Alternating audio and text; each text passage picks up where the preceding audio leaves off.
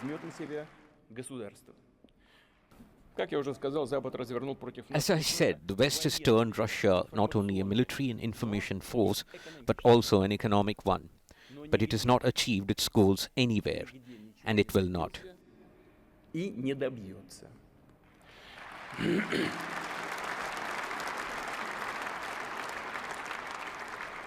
Более того, инициаторы санкций Moreover, those who initiated sanctions have punished themselves, caused price increases, business closures, and an energy crisis in their countries. And they will tell their own citizens, and we hear that the Russians are to blame for everything. говорят, что виноваты во всем русские. Which means, did they use against us in this aggression of sanctions? They have tried to break economic ties with Russian companies, isolate the Russian financial system, deprive us from access to export markets in order to hit revenues. There is also the theft, there is no other way to call it, of our foreign currency reserves, attempts to undermine the ruble and provoke inflation. По-другому не сказать, наших валютных резервов. The anti-Russian sanctions are only a tool. The goal, as they themselves declare, is to make our citizens suffer. Повторю, антироссийские санкции – это лишь средство, а цель, как декларируют сами западные руководители, прямая цитата: «заставить страдать». Удивительно, что на Западе этого никто из властьпридержащих не замечает. Ответственность за разжигание Responsibility for fomenting the Ukraine conflict, for its escalation, and for the increasing number of victims lies entirely with the Western elites.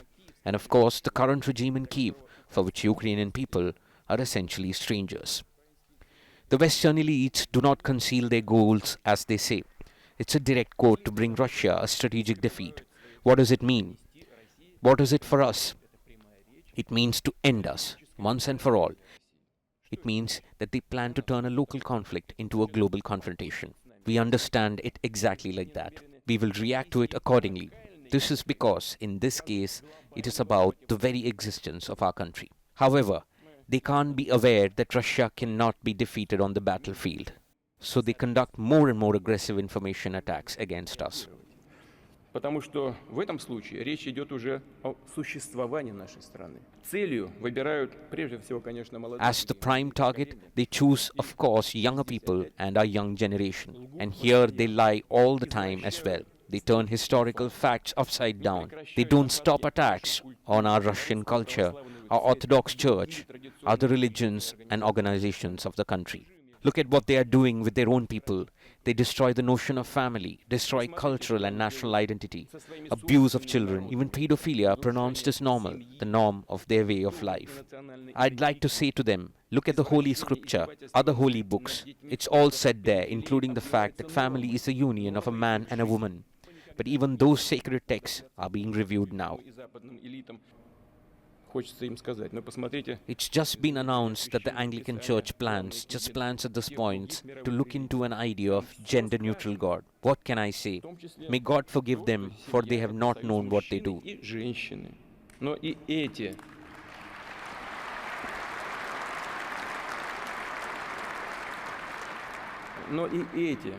They turned a blind eye on political assassinations, on repressions of Kyiv regime against dissidents, on abuse of the faithful.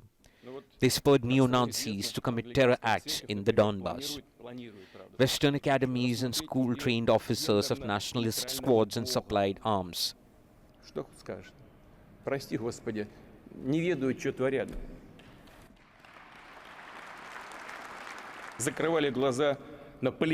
I want to emphasize that even before the start of the special military operations, talks were already underway between Kyiv and the West about supplying air defense systems, fighter jets and other heavy weaponry.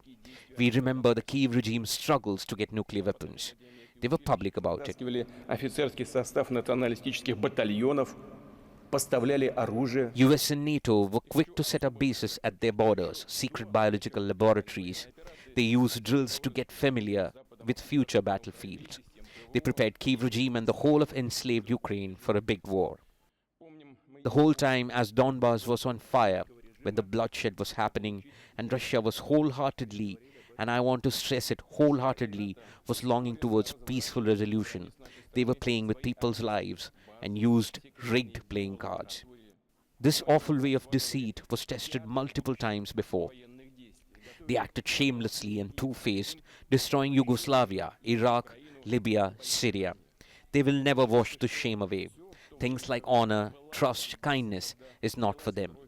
For long centuries of colonialism and dictatorship, they used to get the feeling that they can do На everything. жизни людей играли, по сути, как говорят в известных кругах, крапленными картами. Этот They got used to spitting on the whole world. Turns out that they even looked down upon their own people because they deceived them as well, telling tales about being pro-peace and supportive of UN resolutions. угроза нарастала. The threat was increasing every day, and according to the information we are getting, there is no doubt left that by February 2022, everything was prepared for the next bloody action in Donbass, against which, may I remind you, the Kiev regime was thrown into action artillery, tanks and aircraft. We all remember very well the pictures of airstrikes against Donetsk. They started the war. We did everything to stop it. Sevastopol was next. I want to say it again. It was them who unleashed the war, and we used and are using the force to stop it. Остановить.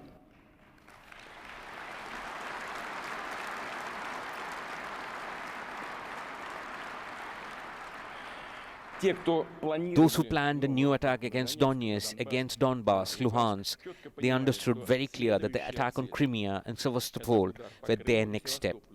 And we knew it, we saw it. And now in Kiev, they talk openly about such far-reaching designs. They have opened up. They revealed what we knew very well anyway.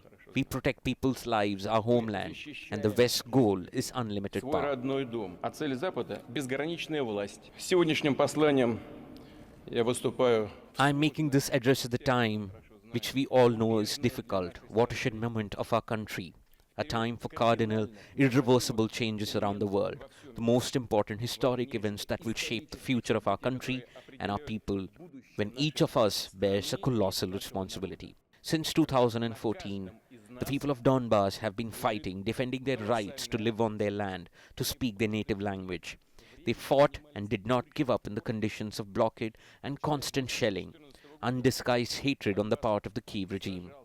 They believed and expected that Russia would come to their rescue. говорить на родном языке. Боролся и не сдавался в условиях блокады и постоянных обстрелов.